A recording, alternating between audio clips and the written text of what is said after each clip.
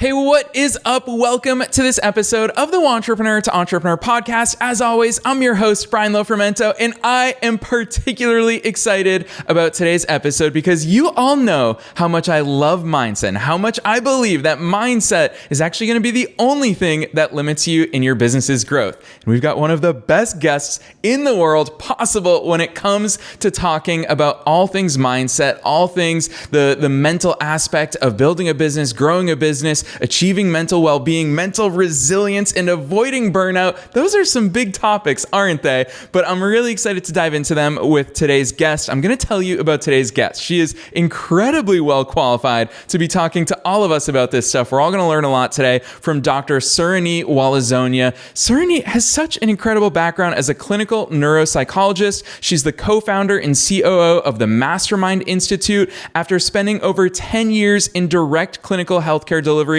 she decided to venture out and co-founded the Mastermind Institute with a goal of being able to offer mental health solutions that are easier to access and engage with. What a great mission that she is working on. The vision of the Mastermind Institute is to be able to meaningfully impact the mental health of 1 million people in the next 5 years. And obviously, it affects all of us as entrepreneurs so much that I'm excited to dive into. So I'm not going to say anything else. Let's dive into my interview today with Dr. Suranee Waleszonia.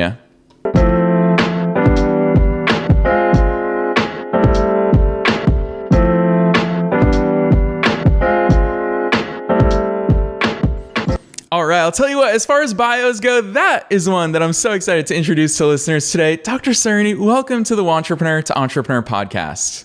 Thank you so much, Brian. It's such a pleasure to be here today with you.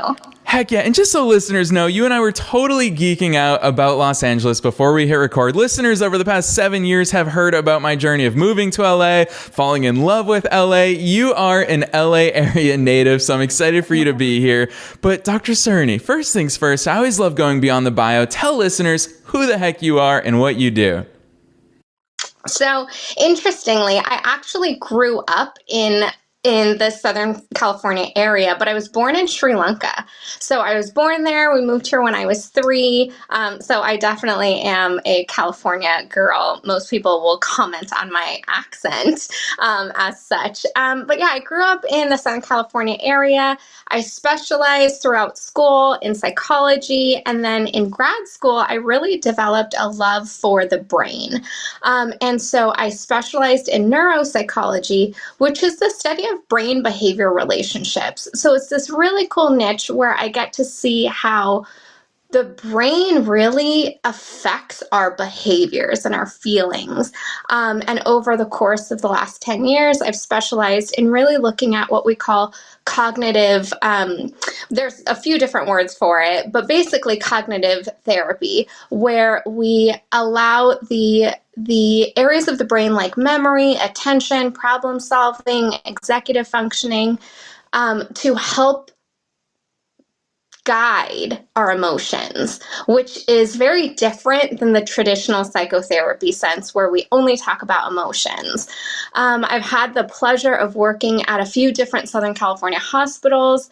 So I actually started off my career once I graduated and did my specialty in brain injury, which I love. And it's this amazing opportunity to get to see how the brain works at a really fundamental level. And using, my experience with that, I paired up with a psychiatrist recently to found our own company where we're using the principles of cognitive psychology to help people in their everyday lives. I love that overview. So I guess first question is, how does the brain work, Dr. Suranee? Oh my gosh, it is so complex.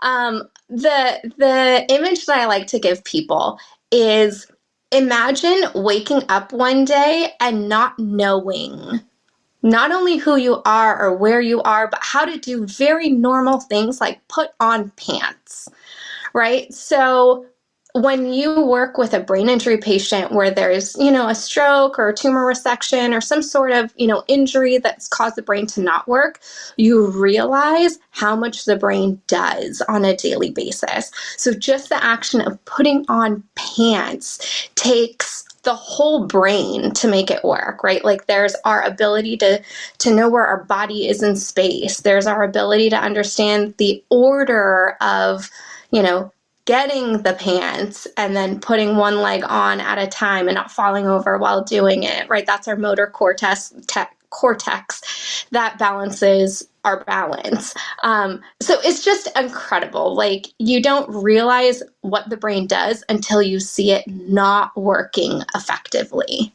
Yeah, and what I particularly love about your work, there's so many different aspects of it that, gosh, you could probably talk about the brain for literally a year-long live stream that we could have together.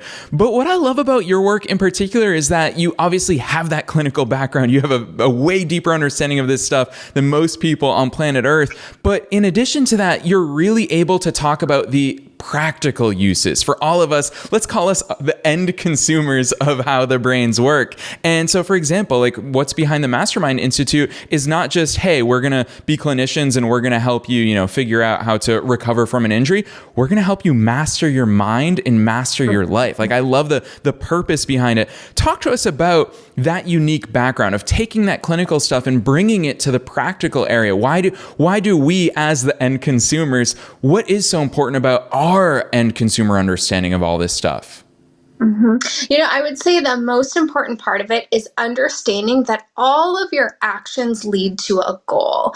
And traditionally with psychotherapy or even in medicine, there's kind of these one-time interventions, and it doesn't always maximize the way the brain works. So the brain is amazing. Obviously, I love it. But one of the things that it does is it basically reroutes when we do more of something. So let's say somebody who's struggling with depression or anxiety or a lack of purpose, the habits that they fall in mirror the way the brain is wired. And what we want people to understand through our avenue and our approach to mental health is that you can essentially rewire the brain by changing your behaviors. So by changing the way that you approach tasks, the way that you use intention or mindset can actually change the way that your brain functions.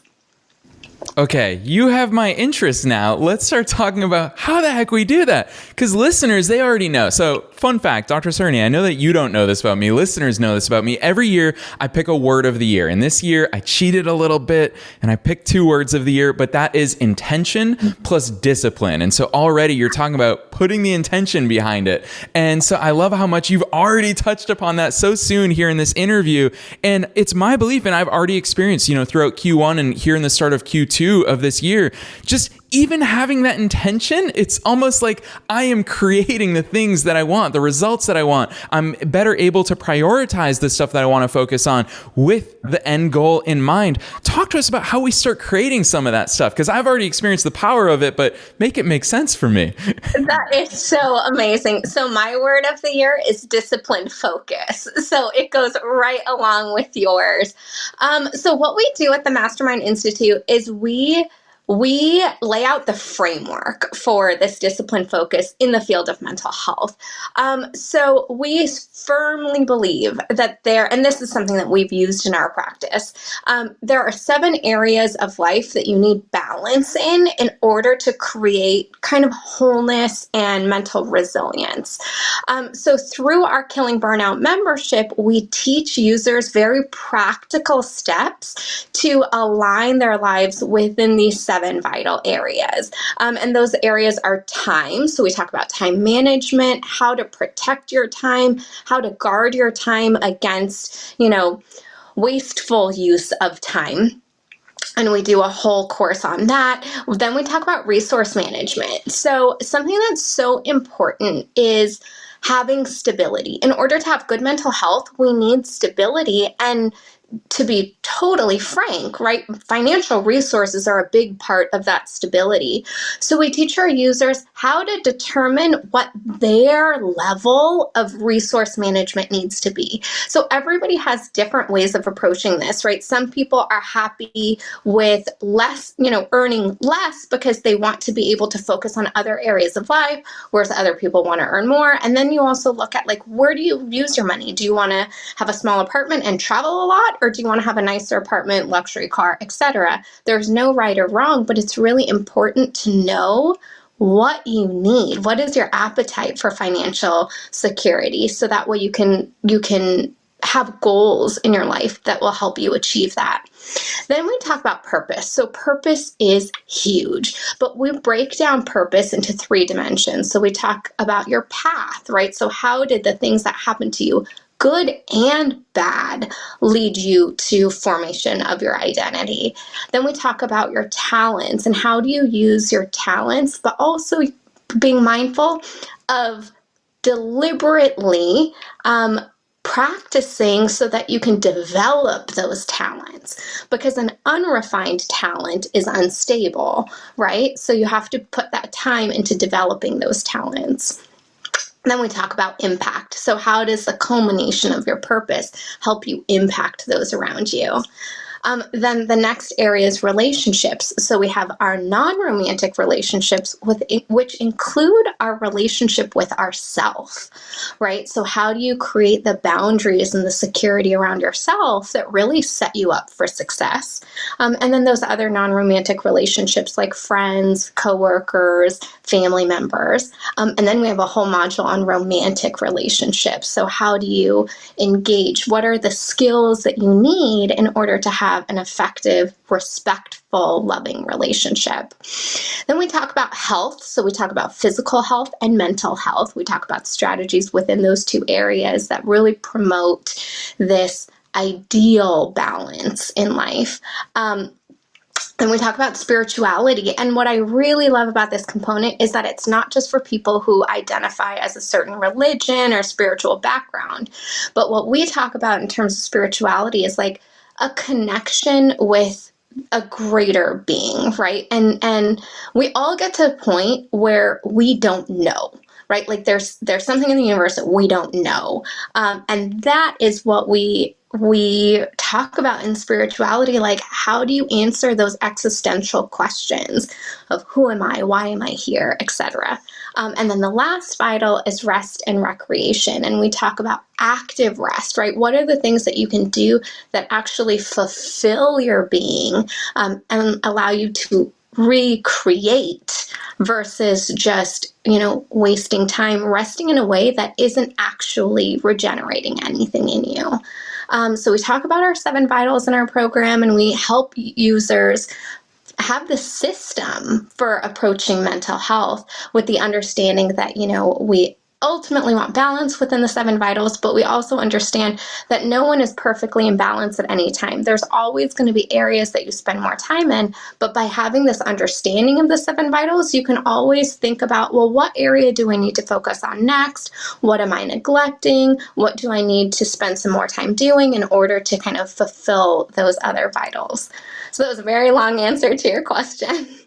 Holy cow. But an answer that I absolutely love. I'm frantically taking notes over here as you're saying it, because I want to, for listeners, sum it up, because all of those, you're right. This all is about balance. If you've got all the time in the world, but your health is out of whack and your purpose is missing, then you're right. That is a complete lack of balance. So let me make sure I got the 7 vitals that you talked about right. So it's time, resource management, purpose, relationships, health, spirituality, and then rest and recreation. Is that right? Did I get them all? Yeah. Mm-hmm. Awesome. So the thing that I really love about that is you're right. It is a framework to fall back on, because it's easy to be in it. It's easy to just sit there and be like, gosh, something's wrong, but I don't know what it is. It's always helpful to have a framework, a checklist to go to. And here's the argument that I'm going to propose to you right now is that I've always said to everybody my whole life. So my 2 deepest and longest running loves in all of life are soccer in entrepreneurship. And as a soccer fanatic, I've always, like, if anyone watches a game with me, if it's Manchester United, they'll see me scream like they've never seen me scream before. They'll see me sad like they've never seen me sad before. And I always joke with people, I mean it when I say it, that soccer helps you experience, if you're a true fanatic, you experience higher highs than most people and lower lows than most people. And I think entrepreneurship is totally in line with that. And so I think that so much of the entrepreneurial journey comes with those super drastic, those radical emotions, both up and down. And that's why the one word that I wrote down as you gave that last answer, and I circled it, is stability.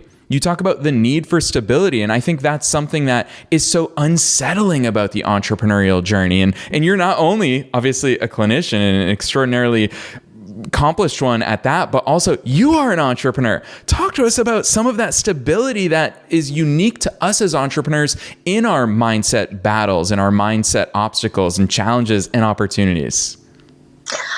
100%. I agree that as an entrepreneur, there is this constant struggle of wanting to make it, and that automatically makes some aspects of our life unstable.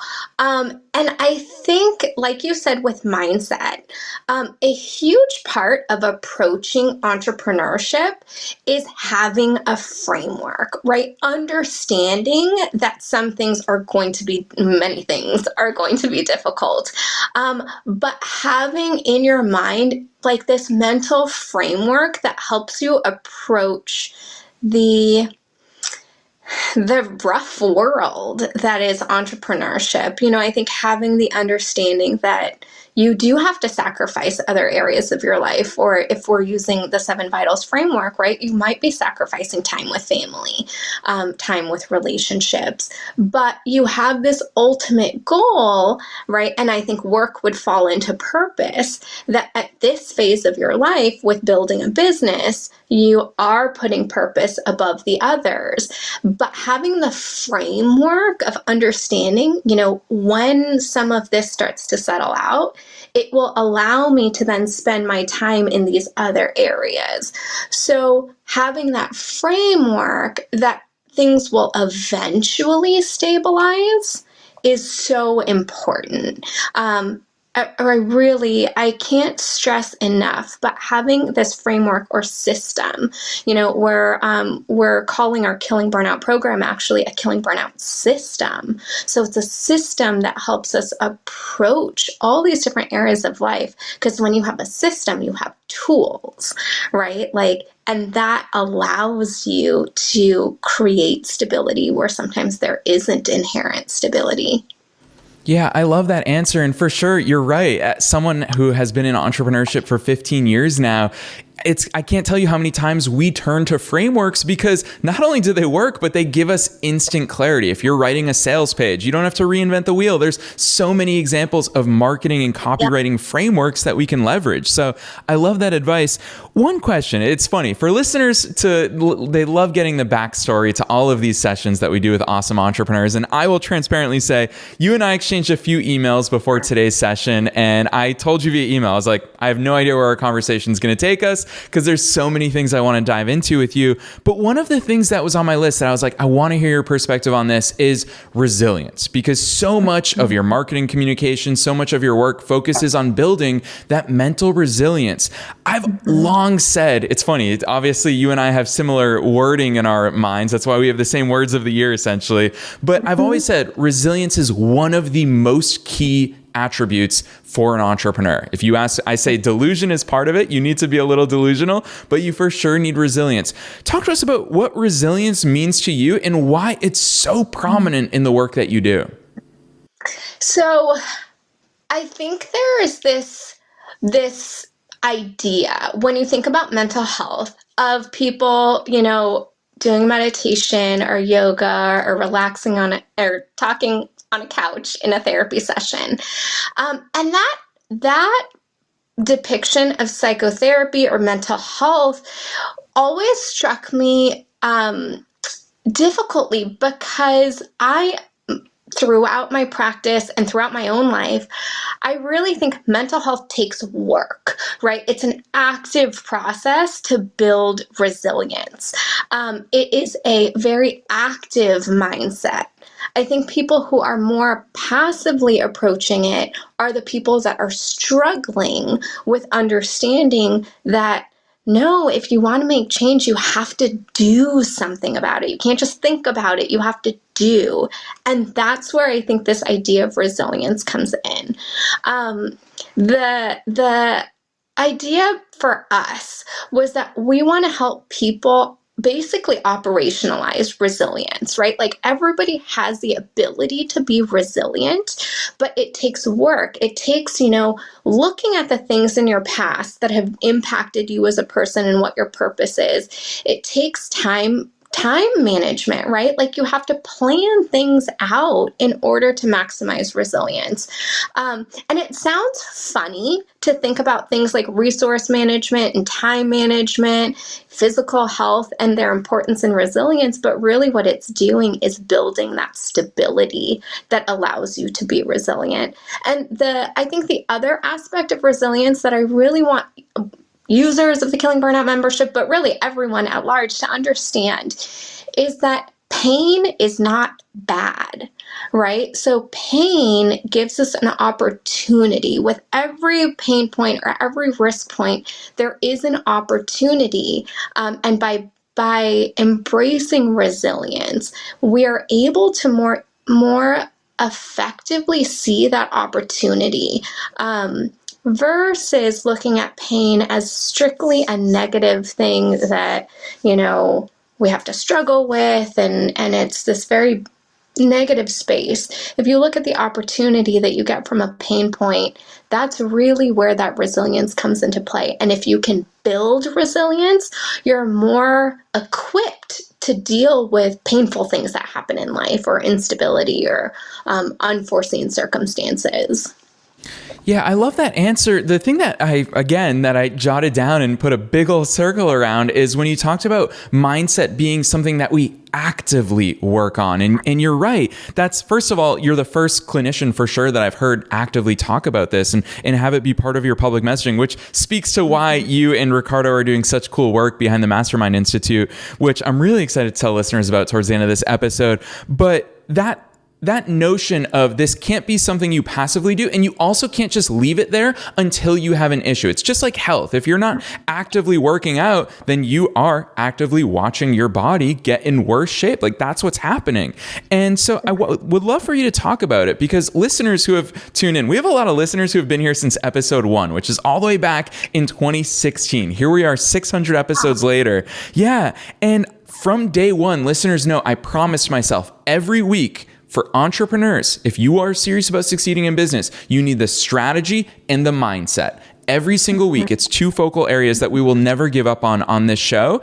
And to me, it's because as I've gotten older, I've realized where most people quit, I dig in. That's like the phrase that I always give with myself. If there's a task that I'm doing in my business that really sucks, like when I handwrite, every book that I ship out, I handwrite notes to people, personal ones, not just my default signature. And Dr. Suranee, I'll tell you, sometimes that work sucks. I hate doing it. It takes a long time. My hand cramps up. But I always remind myself as I'm just like, dig in. This is the stuff other people aren't willing to do. Talk to us about that active mindset. What does that mean to you? Obviously, you guys have a lot of solutions as well, but on an entrepreneur level, what can we and should we be doing to make this top of mind?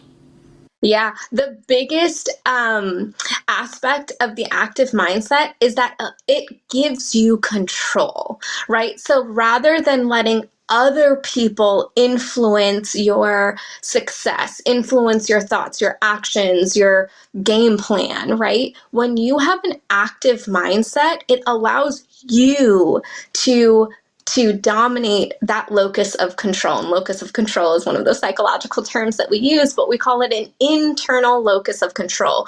Basically, you are accepting the crux of responsibility of your outcomes, right? And so for you to have a positive mindset, and not just positive, because I think that's such a simple way of explaining it, but it's this determined, diligent, conscientious, focus-driven mindset, that is what sets successful entrepreneurs and really successful people in life apart from the other people who don't have that kind of mindset, who really want other people to help them with their vision, And I think as an entrepreneur, you find like-minded individuals that you get along with really well. And I feel like you and I are vibing very well here.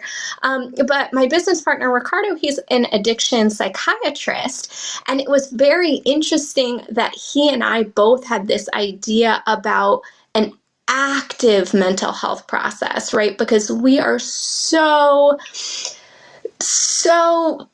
determined to help people understand that they have to do something in order to make change. They cannot allow for their mindset to be impacted by other people. And I want to clarify that, right? Like we all have relationships with other people. It's part of human life.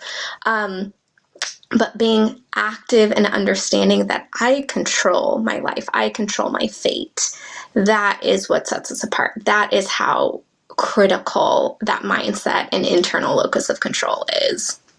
Yeah, and it's funny that you mention that, because as entrepreneurs, we face this, quite frankly, on a daily basis. We are all, you're right, in addition to our personal relationships that we have with our friends, our family, our significant others, is that now we're introduced to emailing complete strangers every day for work purposes and doing sales pitches. And along that comes sometimes negative reactions from people. I personally receive, as someone who's listened to, I'm literally heard by people all over the world, thousands of people every single day. I receive my fair share of emails. Most of them are amazing. Gosh, I love the entrepreneur to entrepreneur listeners, but every once in a while I get nasty emails. And for me, I always remind myself, I can't control that I got a nasty email. There's no way for me to control that. All I can control is my reaction to it. And I love that. Exactly. Yeah, that plays so much into the work that you do. And it's funny hearing you talk about this. Obviously, in my research for today's episode, so much of your outward messaging is about burnout. And you even have it, killingburnout.com. Like, now we know who owns that domain. Here you are in front of us. So killingburnout.com. And the more that we talk about this, before our session today, I thought about burnout in terms of business, because I have been burned out in businesses before. Back in 2013, I had a marketing agency, super successful, burned out. I literally closed the doors because I couldn't do it anymore. But the more we're talking about this, the more I realize this is life burnout. When we talk about the 7 vitals, if you're out of balance, you will get to a point in life, which we've all reached that point before. And that's why I love that your work is about saying, hey, you don't have to reach that point. Let's overcome burnout. Talk to us about what burnout means to you and why, particularly, I love linguistics, why you use those terms, overcome burnout. Mm-hmm. So I love that you asked that question, because yes, typically people always associate burnout with work. So historically, research-wise, they did a lot of research. Freudenberg was the father of looking at burnout. And burnout is linked with 3 main qualities, right? So it's this feeling of emotional exhaustion, reduced personal accomplishment, so feeling like you're not really getting as much done as you want to be. And then there's this element of cynicism, like, well, why am I doing anything anyway? None of it matters. And we do find this typically within the work setting, people who are just overwhelmed with work. But I really ask all listeners to think about this. If you're burned out at work, you don't close the door at work and your burnout stays there, right? Like, it goes with you. It travels with you. Like, everybody talks about, I came home and took it out on my husband, or I took it out on my wife. Like, I didn't mean to, but I just snapped. That is because burnout does not just stay at work, right? It goes with you, and it's an active process to be able to address burnout. So at its worst, burnout can develop into more significant psychological or psychiatric illness, right? So it can develop into depression. It can develop into suicidal ideation. And what we really want people to understand is that you can intervene what we call upstream, right? You don't want to wait for crisis management, but it's like, if you can overcome the hurdle of burnout in the beginning, it actually addresses the cause versus treating the symptoms, right? The symptoms are fatigue, irritability, lack of motivation, but those are symptoms. The cause is that your demands, the demands placed on you, are not in relation to the resources that you have. So if you can structure your life with more balance, you then have more resources to be able to address those demands that are placed on you. Yeah, so much in that. I'm getting chills as you're sharing these answers with us, but I'm frantically writing notes for all of this. And two things that I want to call out from that. The first is your notion of upstream. And this is, listeners, and you'll have to bear with me for like a 30-second analogy, but I remember years ago, I was at a tennis clinic in California, actually, and I remember world-class coaches were watching and helping us to improve our games, and there was this one point where, it was on the 5th shot of the rally where I was at the net, and I hit a shot, and my opponent just poached on it, hit the ball right at my feet, boom, he won the point. And I turned to the coach, and I said, what did I do wrong with that shot? Like, I thought it was a pretty good shot at the net. And she goes, no, you actually screwed up 3 shots ago in the rally. Like, that's what led you to here. And I think all too often in our businesses, and of course you're here also telling us in our lives, we blame the immediate thing that we're seeing. Oh, I'm stressed out at work. But yeah, the reality is, does it have something else to do with at home? Does it have something to do with, I love that you called out, if you don't feel like you're accomplishing as much as you want to, it's something I can relate to in my entrepreneurial journey, where there are times where I'm just like, am I moving forward? Like, I've lost momentum. And so the other thing I want to call out is exactly that, is those seasons of change. I always tell people, leverage the seasons. When I lived in LA, it's the one thing I missed, being a good old New England guy at heart, is we don't have seasons in LA. And so in New England, it's easy when fall comes to be like, wait, things are different. Let's reflect. Let's take inventory of life, of business. I want to hear your take on all this, because obviously there's a lot of layers behind this. Oh my gosh. So, seriously, I think we are operating in the same pool right now. We actually talk about something called the seasons of creation, the 4 seasons of creation within our programming. And it's to talk about that amazing opportunity that we have, and really responsibility that we have, to plan things out. So we actually talk about these 4 seasons, right? Your winter season is kind of that area of darkness where you're having a problem and you're not quite sure what to do about it. And then comes spring. So spring is where you prepare. So you've decided, there's a problem that I want to attack. There's something that I want to do about it. So you start gathering your resources, your mentorship, your courses, right? What is it, the books that you're reading? What is it that you need to do in order to prepare for action? And then comes summer. So summer is where you execute and you start to implement the things that you have been working on. And obviously we call them the seasons, but you can modify this for your time frame. So it's not actually summer, but in our seasons of creation, we call it summer. And this is, again, where you execute, where you carry out. If you think, I always say this, and my partner laughs when I say this, but it's like where you show off your bikini, right? Like, you worked hard during the other seasons to become bikini ready, and summer is where you show it off. This is where you do. And then fall is where you reflect, right? So you think about what worked, what didn't work, how do I prepare for the next iteration? And then you go to winter again, where you decide, what are the problems that we need to address in order to continue this going. So you continually go through these seasons of creation, and having that framework is so helpful to help you understand, when you work, when you prepare, when you review, when you take some time to rest and to help you regroup so that you can attack full force again in the next season. Yeah, I love that. Obviously, it does sound like we've been doing the same work, me within the scope of entrepreneurship, you within the scope of the clinical approach to life. So I absolutely love how many overlaps there are. I want to ask you this, because it's always been, obviously with all of these sessions, I hope to have tangible takeaways for listeners. And I know that they are on fire right now, thinking about the 7 vitals, thinking about all the things that they can do to get in alignment. But I want to give them kind of a tangible strategy and action that they can take. For me personally, listeners have had to hear me for 7 years now talk about my coffee dates. Every Sunday, I go to a coffee shop with no phone, no computer, and I have a set of questions that I ask myself to take inventory in so many different aspects that you talk about with the 7 vitals. I want to ask you for some other tangible tools, because we're talking about aligning a lot of things here, aligning your time, your research management or resource management, your relationships, your health, your spirituality, so many different aspects that we need to get in alignment. How do we manage all this stuff? I love that you asked that. So I love all of the 7 vitals, but I will say that purpose is the one that really helps guide us. So figuring out what our purpose is, and that sounds like a insurmountable task. So on our website, actually, if you go to killingburnout.com, you'll see a pop-up that comes up, and it's a free PDF. So any listener can go to killingburnout.com, and it will help guide you through looking at your purpose. So I would love for people to be able to take 10 minutes to look through this PDF.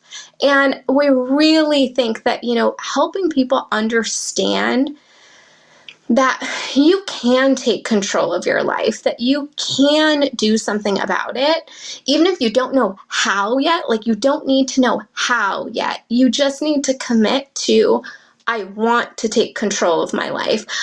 Our logo is a ship's wheel, and it's really to help people understand, you can take control of your life. I think it's with social media and with everything going on in the world, there's so many influences that we contend with on a daily basis, and it does get difficult to think about, well, how do I manage my own mindset without letting these other things influence me constantly? So we have this free PDF on our website that helps people just take that first step of identifying your purpose and breaking it down into those 3 components of purpose to help you understand, I have the opportunity to take control of my life. Yeah, and I obviously love this ship analogy, and I love how you talk about it with regards to there are so many external influences, but it's about what we control inside of us. And I remember when I think back to some of my lowest lows in life, some of my most challenging times, I'm a sucker for quotes. Every listener has to hear me drop quotes in every episode. And I think it's really suitable to your brand and the way that you guys think about this stuff, which is ships don't sink because of the water around them. Ships sink because of the water that gets in them. And it's something that I love about all these things you're talking about is you're acknowledging the fact that, yeah, things are always happening around us. Good things, bad things, things that we can't apply labels to because we don't know if they're good or bad. All things are happening all the time, but it is about what's inside of us. I'd love to hear your perspective. Obviously, we could talk for days. We are coming towards the end of this interview. Time has been flying by, but I want to hear your insights and thoughts into how we build up. It almost feels weird to call it walls because, I know I don't use social media all that much. And when I do go on social media, stuff just doesn't affect me anymore. I'm older, I'm more mature, I have more life experiences, so it's different than when I was in my 20s. What's your perspective on maybe not walls, but how do we prevent all that stuff from seeking into what's inside of our own ship? Oh, it's totally walls. So we call it building your Fort Knox, right? So Fort Knox holds these valuables, and it's got, it's steel enforced walls, and it's got these fields around it that keep people from getting in. We all have to build our version of that, right? So it is being able to protect what you have inside of you. If we have time for it, I'm gonna give you a quick illustration. So years ago, I was visiting a friend and I was taking a lift back to the airport. And the guy shows up and he looks a little sketch, but I'm like, okay, whatever, I need to get to the airport. And I get in, it smells bad. He tells me I have to put my suitcase in the back seat with me because I can't use the trunk. Weird. At that moment, I should have said, I'm sorry, I don't feel comfortable. I'm going to cancel this ride. But instead, I was like, I don't want to hurt his feelings. I don't want to say something to make him mad. I also need to get to the airport, right? There are all these other aspects of not saying what I needed to do to protect myself, right? And I think we fall into this trap all the time of trying to appease other people instead of just saying, no, I value my safety, and maybe I can, I made it to the airport okay, so it turned out fine. But who knows? It was like I was putting my life in the hands of somebody that I didn't trust. So after using the systems that we teach, I know that I would say now, I don't feel comfortable, have a good rest of the day. I'll wait for the next ride. So having that complete control over yourself and the decisions that you make, having your own Fort Knox, protecting yourself, understanding your value, that is a huge, huge component. Yeah, I love that. It almost feels like you just gave me permission to acknowledge the fact that these are walls, because you see how tentative I was about even calling it walls. And you right away, you had a big smile on your face and you're like, no, that is walls. You need a Fort Knox. You don't just need walls. You need impenetrable walls. And so as someone who's notorious, so all of my friends know this, they love this and totally hate this about me. So right now at the time of recording, I have 2,231 unread text messages. And it's because my phone is one of those walls in my life where I don't let my phone influence me, whether it be through texts, whether it be through social media. I'm not a big fan of my phone. And it's funny for me to hear you say this because, when we talk about clinical work and what psychiatrists typically do and all this other stuff that we hear in pop culture, all these cliches, it is about, the right way or supposedly kind of the soft way to do these things. But you're saying, no, this is your domain and you are the master of it. So I love that. Almost reminds me, I've never talked about a TV show on the air. Suranee, have you ever watched the show Shrinking on Apple TV? No. Oh, okay. Well, listeners have a lot of homework today, and you also for sure have homework because Shrinking is amazing. It's where a clinical psychologist who is practicing, his wife passes away. So obviously he is in deep depression. He's grieving in the show when the show starts, and all these patients come in and they're just venting to him and they're saying, my wife is terrible towards me. My husband is terrible towards me. And as a stereotypical clinician, he just starts saying, okay, I hear you. I hear you. Kind of the more passive mindset stuff that you're talking about. But in the show, and what makes it so funny and entertaining is one day he's had enough and he goes, so leave the person. So do something about it. If you don't like this, if that doesn't make you feel good, stop doing that action. And he reaches that breaking point. And Dr. Suranee, in the context of today's episode, I hope that this is the breaking point for so many entrepreneurs and entrepreneurs to say, I'm not where I want to be. And I am going to start building walls. I am going to start having that Fort Knox. So much amazing stuff in here. Gosh, we could go all day long and talking about this stuff, but we're already almost 45 minutes into this, which is a long episode for our show. So I'd love to open the door for you. Before we talk about your contact info and where people can dive more into your work, I'd love your broad takeaway for this. For listeners who are tuning in saying, gosh, there's so much that I can and should be focusing on. What's your action step for them? What's something that they should do after hearing our session today to move forward in their business and in their life? I love that you asked that. So I think the first step that listeners can take is to think about activating your mental health. So typically, people are sometimes scared or overwhelmed when it comes to protecting their mental health. And I would say the takeaway is that it can be easier than you think, right? Typically, you think about going to see a psychologist or a therapist and this work that it takes, but it can be easier than that. And all it takes is a commitment to saying, I value myself and I want to do the things to make my life better. It's a quote unquote simple commitment, but it really is a simple commitment. It's just saying, I want to take control of my life. And that's an active process.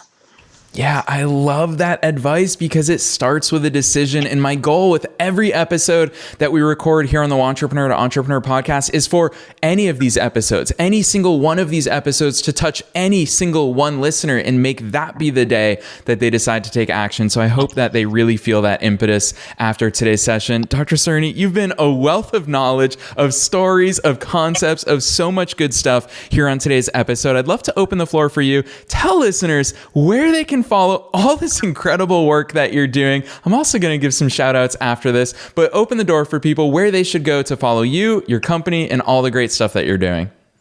Awesome. Thank you so much. So you can go to killingburnout.com. That will give you information about us. You could also reach out to me directly at Well, I'll give you the easier one because mine is Dr. Waleszonia at themastermindinstitute.com, but you could just do info at themastermindinstitute.com and your emails will get to me directly. We're also on YouTube at the Mastermind Institute, and we release sessions.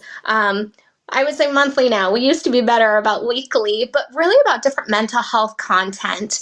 But if you go to killingburnout.com, you can actually sign up for a 14-day free trial of our membership. So we really are committed to helping people help themselves. So we're doing it for free. You sign up, you don't pay anything. It's a full 2 weeks of engaging in the content at your own leisure. You don't like it, you cancel. That is incredible. I'm so excited for listeners to check out those awesome resources. And as you all know, as always, check below wherever it is that you're tuning into today's episode. You'll find all these links that Dr. Suranee just shared with us, including killingburnout.com. And as I said, I want to give a shout out as well, because obviously the 7 vitals are such an important part of your work. I am a big sucker for frameworks. I rely on so many different frameworks for different aspects of my life. And one simple takeaway for listeners is I know they're going to want more of this awesome content that you shared with us here today. You guys actually have a book called Killing Burnout, which is an introductory guide to your 7. There it is for people watching on video. That's awesome. So that book introduces all of these concepts about the 7 vitals. So it's available on Amazon. Just search Killing Burnout, but we're also going to be linking to it down below. So many good resources. The 14-day free trial, that's like the good stuff. Like get into the real stuff that you guys are doing. So I'm so excited for listeners. I hope they enjoyed it as much as I did. Dr. Suranee, you've been a wealth of knowledge. Thank you so much for joining us on the Wantrepreneur to Entrepreneur podcast.